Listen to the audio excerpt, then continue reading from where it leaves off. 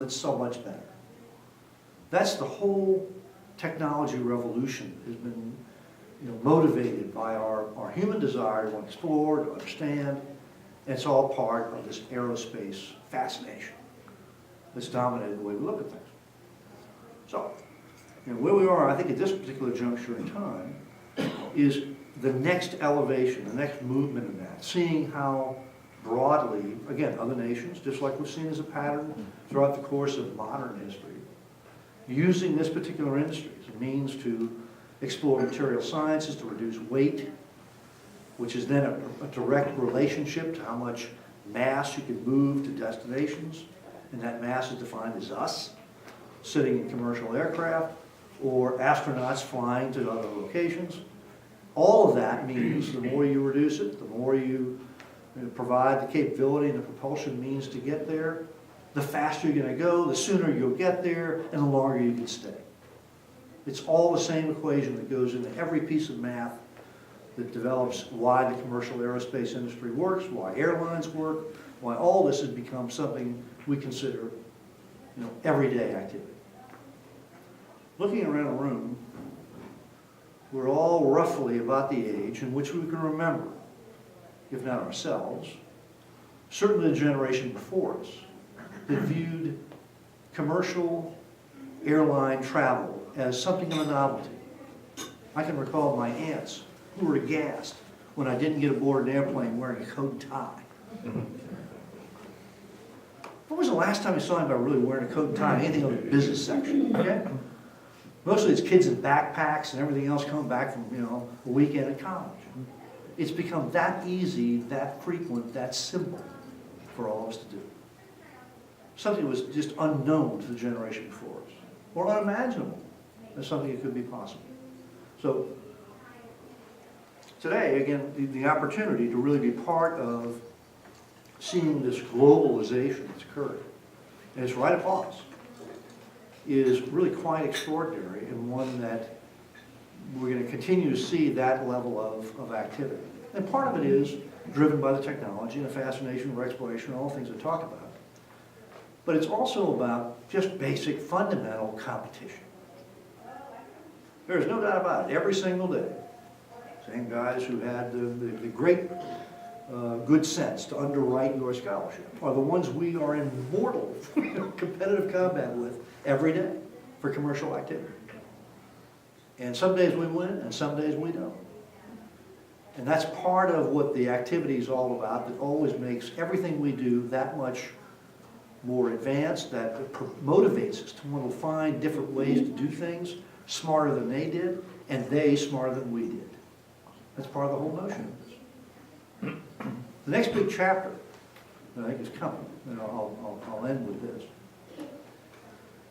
is an effort that, as of today, as a matter of fact, the United States government had asked for solicitations for production of what is really fundamentally a commercial off-the-shelf aircraft that both we can do, Boeing can do, all of us, that are modified for the purpose of being refueling capabilities. You take the seats out, you put a lot of fuel in there, and you provide the means to refuel aircraft at great distances and at great speed. That's it. That's the fundamental thing. We've been doing it for 50 years. Boeing's done it for a long time. We've done it for a long while. That's all it's capable of. But they're asking now for 180 of these things.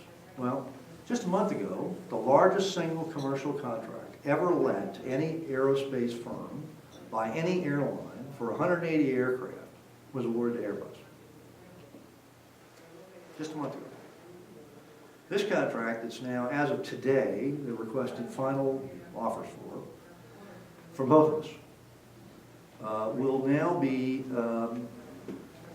evaluated, and over the next couple of weeks we'll probably get an answer to that, and it eclipses the amount of that historic contract a month ago by a factor of 3.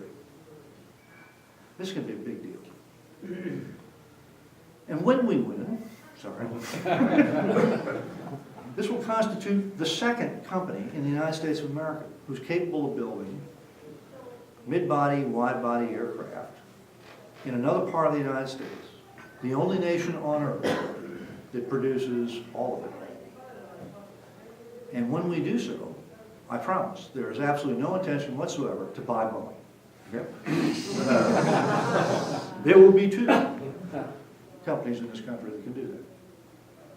And when you look at all the advances that have occurred over the course of time and all the developments that have happened in the aerospace industry, always what occurs whenever there are major efforts like these is it propels economic activity, the likes of which we only could dimly appreciate at the time.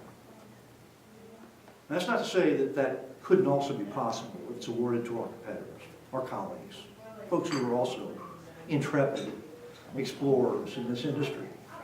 If they win, then more power to them. We did our best, and that's the way it's going to go. But it nonetheless is going to have a tremendous advantage for all of us in seeing a completely different way that we continue to look at a catalyst for this purpose, for economic development.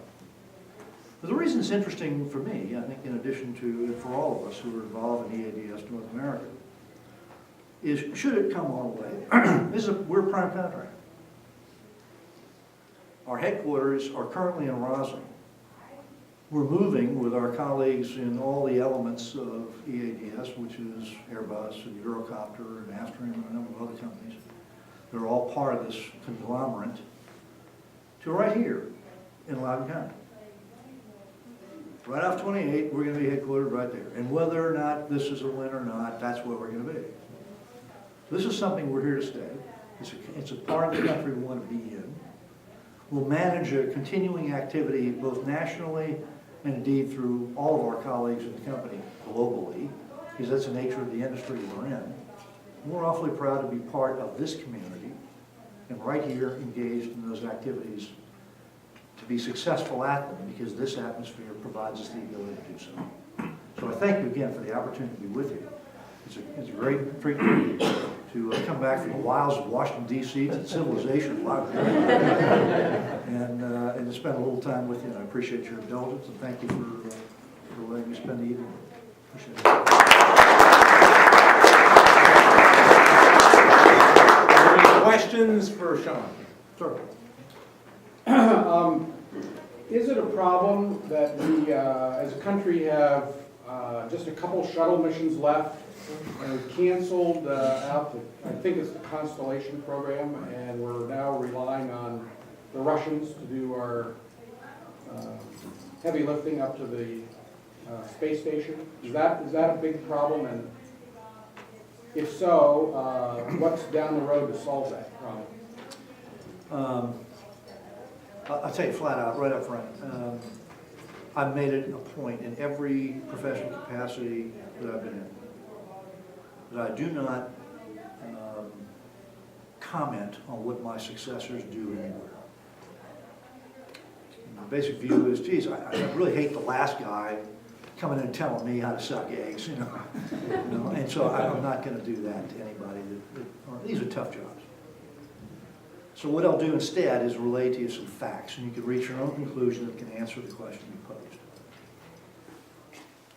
At the end of this summer, we will have concluded the U.S. ability to reach low Earth orbit and beyond, individually, as a country, as a nation.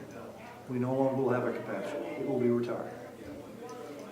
The administration has determined that this is a capability that is outdated and no longer necessary for these purposes. There is as you said, cited, in fact, a $100 billion investment that is flying above us, comes over every 90 minutes, $100 billion that we put money into, the Russians, the Canadians, the Europeans, and the Japanese, all in concert, 16 nations all playing in this game, to build the most extraordinary international laboratory that's in space, flying at 300 miles above the Earth's surface, and comes over us every 90 minutes. It will only be accessible by the Russian Soyuz spacecraft.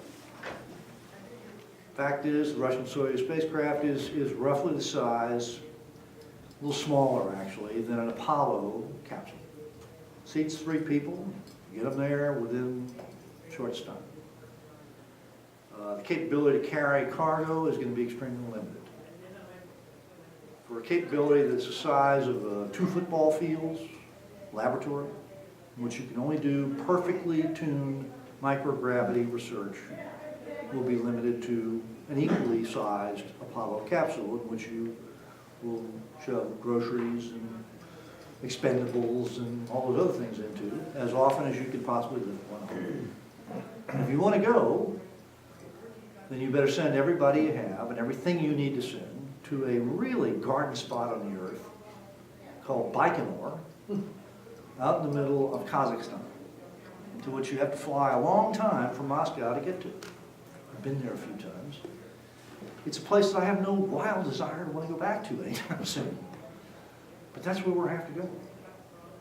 And the Russians are extraordinary people. Let me tell you, I spent part of my life, a good portion of my professional career, during the waning days of the Cold War, really worrying about the capability of another superpower on this planet obliterating us, and how do we work that out? My time as Secretary of the Navy was at the really closing chapters of that period. And it was really something that was palpable. I mean, folks really worried about it, almost as much as we